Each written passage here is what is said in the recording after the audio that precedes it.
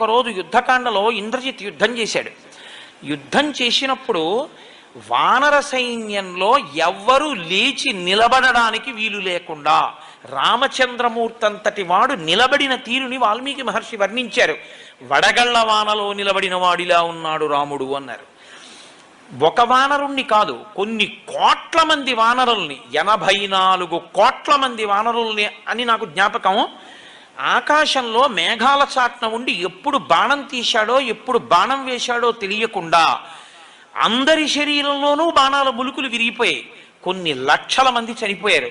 కొన్ని లక్షల మందికి కాళ్ళో చేతిలో విరిగిపోయాయి. రామలక్ష్మణులు కూడా పడిపోయారు నేల మీద.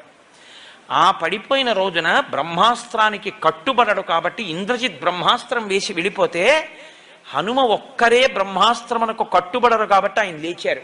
గౌరవం ఇచ్చి బ్రహ్మాస్త్రానికి కాసేపు కట్టుబడి లేచారు. విభీషణుడికి తెలుసు కాబట్టి తట్టుకున్నాడు. ఇక మిగిలినటువంటి వీళ్ళిద్దరూ 2 కాగడాలు పట్టుకుని అసలు బతికున్నారా ముఖ్యమైన వీరులు చూద్దామని వెడుతున్నారు. పెద్దవాడు అని జాంబవంతుడి దగ్గరికి వెళ్ళారు.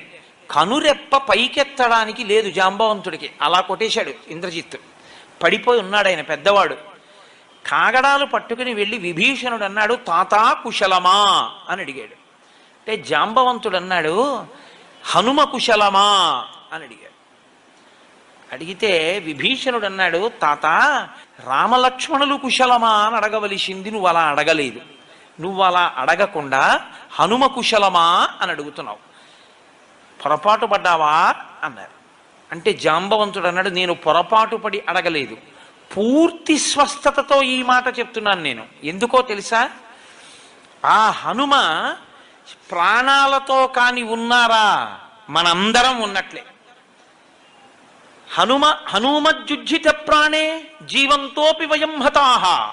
ఆ హనుమ కాని మరణించారా మనందరం బతికున్నా చచ్చిపోయినట్టు. ఒకవేళ మనందరం చచ్చిపోయిన హనుమొక్కరు బతికుంటే మనందరం బతికినట్టే, బతికించేస్తారాయన. అందుకు అడిగాను, ఉన్నాడా క్షేమంగా. ఇంకొకడైతే ఈ కితాబు విన్నందుకు చూశావా నా సంగతి అంటాడు విభీషణుణ్ణి. హనుమ వంగి జాంబవంతుడి పాదములు పట్టుకుని, తాత హనుమ నీకు నమస్కరించుచున్నాడు అన్నాడు.